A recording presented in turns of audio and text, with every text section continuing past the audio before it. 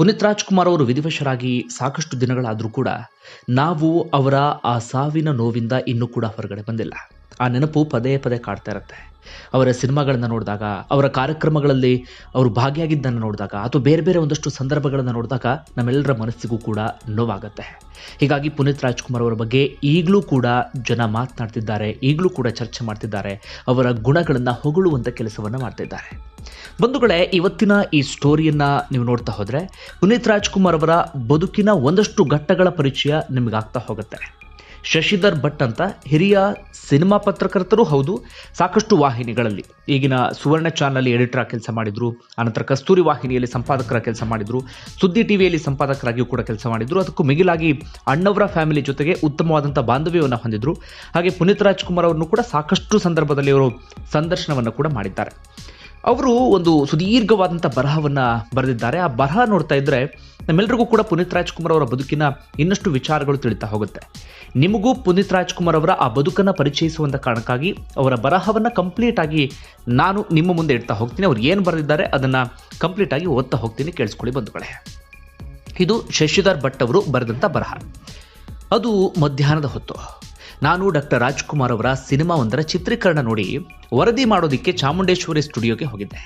ಚಿತ್ರೀಕರಣ ನೋಡೋದಕ್ಕೆ ವ್ಯವಸ್ಥೆ ಮಾಡಿದ್ದು ಸಾರಾ ಗೋವಿಂದ್ ಮತ್ತು ಟಿ ವೆಂಕಟೇಶ್. ನಾನಾಗ ಟಿ ವೆಂಕಟೇಶ್ ಅವರ ಅಭಿಮಾನಿ, ವಾರಪತ್ರಿಕೆಯಲ್ಲಿ ಕೆಲಸ ಮಾಡ್ತಾ ಇದ್ದೆ. ರಾಜಾಜಿನಗರದ ರಾಜ್ಕುಮಾರ್ ರಸ್ತೆಯ ಕಟ್ಟಡವೊಂದರ ಮಹಡಿಯಲ್ಲಿ ನಮ್ಮ ಕಚೇರಿ. ಜಾಣಗೆರೆ ವೆಂಕಟರಾಮಯ್ಯನ ಪತ್ರಿಕೆಯ ಸಂಪಾದಕರು. ನಾನು ಅವತ್ತು ಕಚೇರಿಯಲ್ಲಿ ಕುಳಿತಿದ್ದಾಗ ವೆಂಕಟೇಶ್ ಅವರು ರಾಜ್ಕುಮಾರ್ ಅವರ ಸಿನಿಮಾ ಒಂದರ ಚಿತ್ರೀಕರಣದ ಸ್ಥಳಕ್ಕೆ ಹೋಗಿ ವರದಿ ಮಾಡುವಂತೆ ಸೂಚಿಸಿದ್ರು.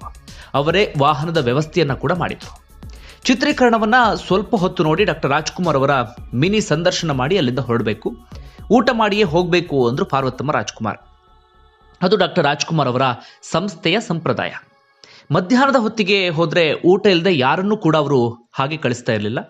ಊಟ ಮಾಡಿ ಅಲ್ಲಿಂದ ಹೊರಡುವಾಗ ಪಾರ್ವತಮ್ಮ ಹೇಳ್ತಾರೆ, ನೀವು ಹೋಗುವಾಗ ಇವನನ್ನು ರಾಜಾಜಿನಗರದಲ್ಲಿ ವರದಪ್ಪ ಅವರ ಮನೆಯಲ್ಲಿ ಬಿಟ್ಟು ಹೋಗಿ.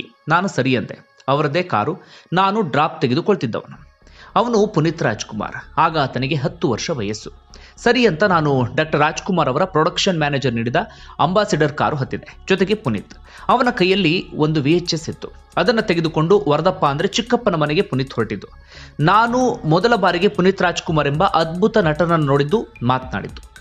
ಅದು 1985ನೇ ಇಸ್ವಿ. ನಾನು ಆಗ ಸಿನಿಮಾ ವರದಿಗಾರನಾಗಿಯೂ ಕೆಲಸ ಮಾಡ್ತಾ ಇದ್ದೆ. ಚಾಮುಂಡೇಶ್ವರಿ ಸ್ಟುಡಿಯೋದಿಂದ ವರದಪ್ಪನವರ ಮನೆಯವರೆಗೆ ಹೋಗುವವರೆಗೆ ಈ ಪೋರ ಇಂಗ್ಲಿಷ್ ಸಿನಿಮಾ ಕುರಿತು ಮಾತನಾಡಿದ್ದ. ನನಗೆ ಶಾಕ್. ಆಗಲೇ ನನಗೆ ಈ ಪ್ರತಿಭಾವಂತ ನಟನ ಪರಿಚಯ ಆಗಿಬಿಟ್ಟಿತ್ತು. ಪುನೀತ್ ರಾಜ್ಕುಮಾರ್ ಅಭಿನಯದ ಬೆಟ್ಟದ ಹೂ ಇವತ್ತಿಗೂ ನನಗೆ ಇಷ್ಟವಾದ ಸಿನಿಮಾ. ಆ ಸಿನಿಮಾದಲ್ಲಿ ಪುನೀತ್ ತಾನೆಂಥ ನಟ ಎಂಬುದನ್ನು ತೋರಿಸ್ಬಿಟ್ಟಿದ್ದ. ಹಳ್ಳಿಯ ಹುಡುಗನ ಮುಗ್ಧತೆ ಅನಾವರಣ ಮಾಡೋದರಲ್ಲಿ ಯಶಸ್ವಿಯಾಗಿದ್ದ ಪುನೀತ್ ಈ ಸಿನಿಮಾದ ಅಭಿನಯಕ್ಕಾಗಿ ರಾಷ್ಟ್ರ ಪ್ರಶಸ್ತಿಯನ್ನು ಪಡೆದುಬಿಟ್ಟಿದ್ದ. ಡಾಕ್ಟರ್ ರಾಜ್ಕುಮಾರ್ ಮತ್ತು